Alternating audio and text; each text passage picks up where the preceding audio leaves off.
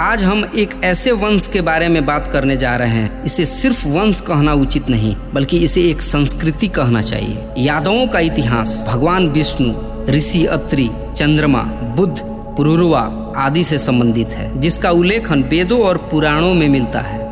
यूरोपीय वंश में जो स्थान ग्रीक और रोमन लोगों का है, वहीं स्थान भारतीय इतिहास में यादवों का है। यादव हमेशा से ही पराक्रमी एवं स्वतंत्रता प्रिय जाति रही है। यादवों को यदुवंशी और अहिर से भी जाना जाता है। यादवों का अर्थ है महाराजा यदु के वंशज। इन्हीं से यादव वंश की स्थापना हुई। और अहिर शब्द संस्कृत के अभिर शब्द का अपभ्रंश स्वरूप है, जिसका अर्थ है निडर। यादव समाज के 423 से भी ज्यादा उपनाम है और इनमें से ज्यादातर उत्तर भारत के अहिर और यादव नाम से जाने जाते हैं। और दिल्ली और हरियाणा, राजस्थान और उत्तर प्रदेश के कुछ इलाकों में इन्हें राव साहब से भी बुलाया जाता है। हरियाणा राज्य का नाम अहिरों के नाम पर ही है।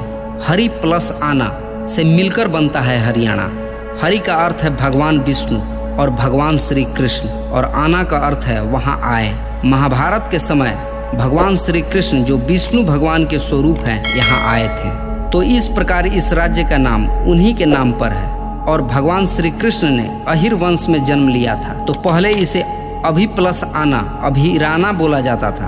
पर समय के साथ भाषा के बदलाव के कारण अहिराना और आखिर में हरियाणा हो गए। भारत की कुल आबादी का 22% भाग यादव वंश का है। भारत का 12.7% व्यापार यादव समाज के लोग करते हैं और भारतीय सेना में 16% सैनिक यादव समाज से हैं। भारत के अलावा नेपाल, श्रीलंका, बांग्लादेश, पाकिस्तान, रसिया और मध्य पूर्व में यादव मौजूद हैं और इसलिए इन्हें दुनिया के इतिहास की सबसे बड़ी जाति भी कहा जाता है। देश की आबादी के अलावा यादवों ने राजनीति, अर्थशास्त्र, इतिहास, विज्ञान, सैन्य, खगोल विज्ञान और अध्यात्म में एक बहुत बड़ा योगदान दिया है। यादवों को हिंदू धर्म में क्षत्रिय वर्ग की श्रेणी प्रदान की गई है और इस वंश में अनेक सूरवीर एवं चक्रवर्ती राजाओं ने जन्म लिया, जिन्होंने अपनी बुद्धि, बल और कौशल से अपने साम्राज्य की स्थापना कर भारत और नेपाल में शासन किया। उनमें से कुछ इस प्रकार है। यादव डायनेस्टी, जिसे सिवना यादव डायनेस्टी से भी जाना जाता है, एक शाही भारतीय डायनेस्टी से प्रसिद्ध है, जिसने अपने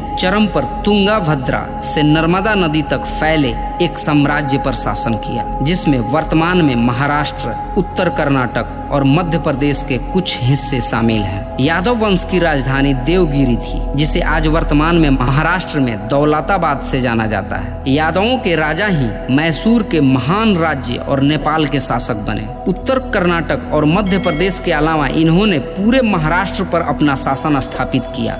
जम्मू कश्मीर के अभिसार में भी यादव का ही शासन था, जिसका राज्य झेलम व चेनाब नदियों के मध्य की पहाड़ियों में स्थापित था, जिन्हें वर्तमान में जम्मू कश्मीर में पुंछ, राजौरी और नौशेरा से जाना जाता है। यादवों के दर्जनों से ज्यादा साम्राज्यों और अनेक सदियों के शासन के अंश आज भी मौजूद है और उनके द्वारा निर्मित प्राचीन धरोहर और साम्राज्य के अवशेष आज तक भी मिलते रहते हैं। दक्षिण भारत के कई प्राचीन मंदिरों का निर्माण यादव राजाओं ने ही किया। यादव के राजवंश का विक्रमशिला व नालंदा विश्वविद्यालय के उत्कर्ष में एक बहुत बड़ा योगदान है। यादव वीरों और उनकी अजय नारायणी सेना ने महाभारत के युद्ध में अपना बेजोड़ शौर्य प्रदर्शन किया था और प्राचीन समय में तो कई राज्यों के सेनापति के पद सिर्फ यादवों के लिए ही आरक्षित थे। आइए अब आपको यादवों के शौर्य से परिपूर्ण व गौरवपूर्ण इतिहास के कुछ पन्नों से भी रूबरू कराते हैं।